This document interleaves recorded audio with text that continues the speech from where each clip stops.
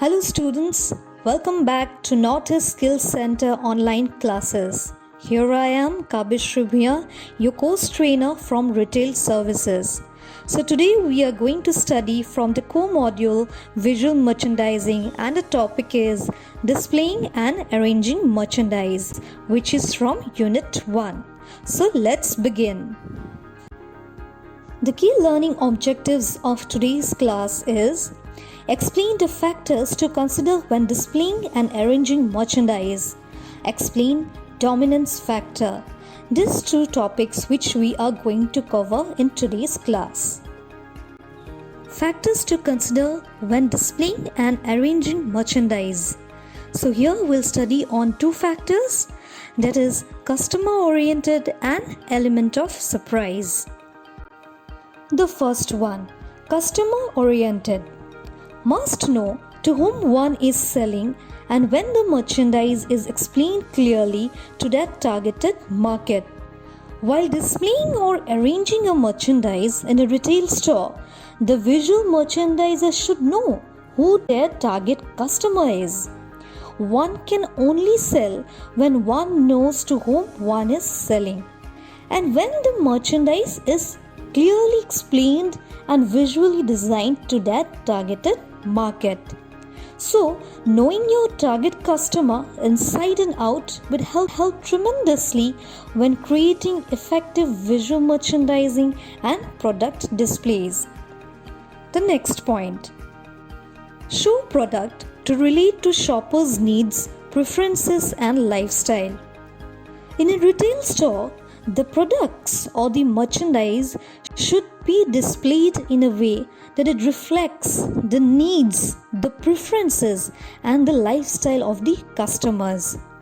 So let us look at some pictures of merchandise display which will give you an idea. So in this picture, you can see through their merchandise display that it is for the men who wear casual wear. So coming to this picture, what you can see through their merchandise display?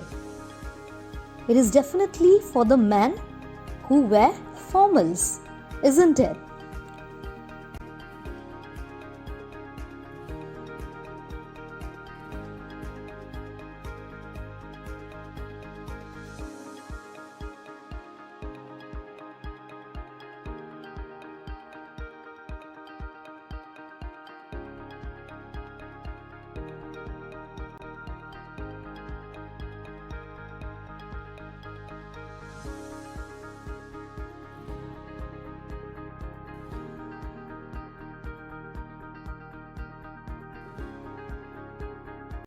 The next factor, which is element of surprise.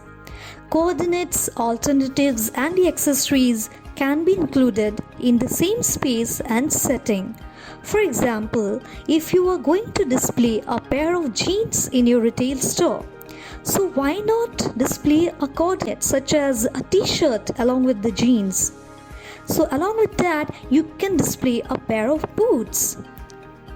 And it can also be accessorized with sunglasses and also a bag, which can enhance the look and can give an element of surprise to entice the customers. So here in this picture you can see different coordinates and alternatives have been included in this particular space and setting to attract the customers. The next one, number of items that can be seen, studied and appreciated is more important than the actual number of items stocked on the sales floor. So through this picture you can see that it doesn't mean that bulky displays can attract more customers. So you can get creative with the right choice of products and unconventional ways of displaying to keep it more interesting without too much of clutter.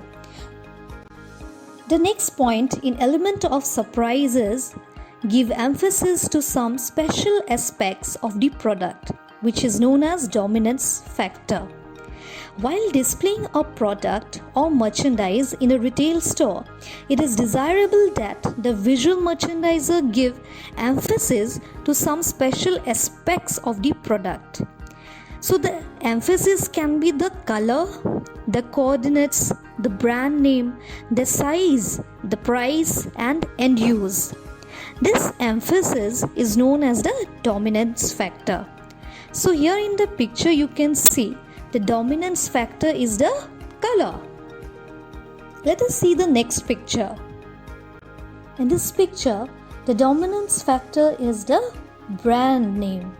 Here you can see the top luxury brands have been showcased, such as Burberry, Calvin Klein, Cartier, Chanel, Dior, and Donna Karan. So the top luxury perfume brands have been displayed, and the dominating factor is the brand. So while judging the visual merchandising plan of a product category, a visual merchandising needs to decide those aspects that need to be emphasized. Thank you, students. That's all for today. I hope you have understood, and in case of any doubts, please feel free to call or text. Thank you.